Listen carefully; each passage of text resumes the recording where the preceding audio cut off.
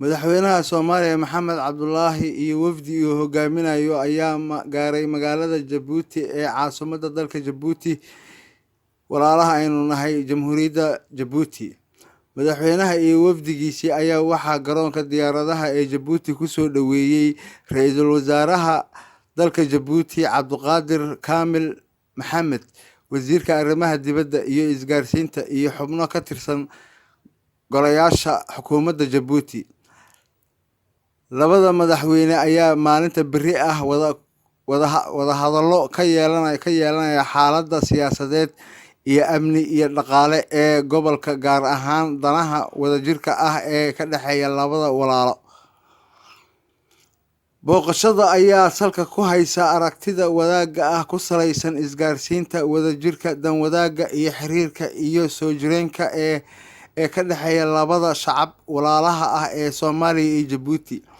Safarka madaxweynaha waxaa ku weheliyay wasiirka boostada iyo isgaarsiinta xukuumadda federaalka Soomaaliya Cabdi Canshuur Xasan iyo agaasimaha madaxtooyada Nuur Diiri Xasan. Wasiirka wasaaradda amniga gudaha dowladda federaalka Soomaaliya ayaa shaqo joojin ku sameeyay agaasimihii wasaaradda Yuusuf Cali Maxamed.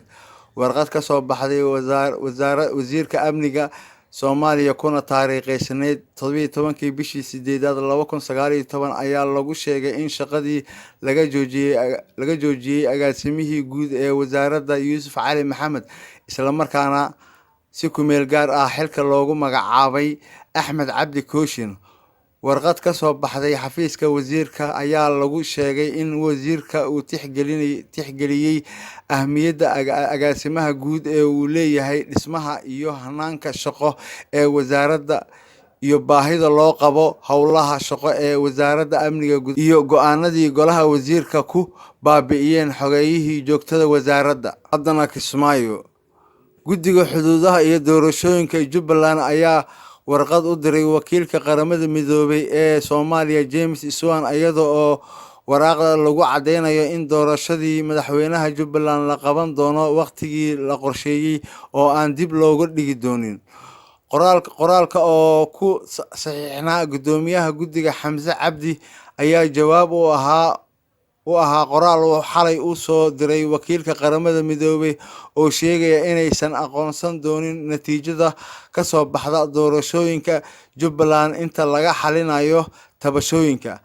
Guddiga ayaa sheegay in la maray marxaladihii kama dambaysta ahayd hawsha hanaanka doorashada Jubbaland, waxaana qoraalka uu intaa ku darayaa in la sameeyay ilaa 7 tallaabo oo lagama maarmaan ah dibna u habeynta hanaanka doorasho si ay u noqoto mid loo dhan yahay, kuwaas oo ay ku mid yihiin dib u furista isdiiwaangelinta musharaxiinta oo 3 maalmood loogu daray taasoo ka bilaabanaysa 17 ilaa 19 bisha Agoosto.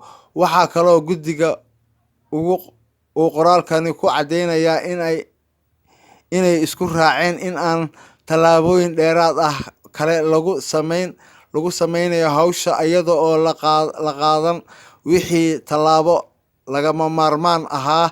Sidoo kale guddiga ayaa tilmaamaya in la fuliyay dhammaan wixii shuruudo ahaa ee ku saabsanaa habraaca sharciga doorashada iyo dastuurka. Waxaa isa soo taraya cabsi laga qabo fatahaad uu webiga Shabeelle ka geysto qaybo ka mid ah gobolka Shabeellada Dhexe, waxaana digniin arrintaasi ka soo saaray maamul goboleedka Hirshabeelle. Wasiir ku-xigeenka wasaaradda beeraha Hirshabeelle Maxamed Bashiir Daqare ayaa sheegay in halis loogu jiro fatahaad uu sameeyo webiga Shabeelle, isla markaasna webiga xilligan uu yahay mid si weyn u buux dhaafiyay. Daqare ayaa sheegay in ay jiraan dad u jeedooyin kala leh.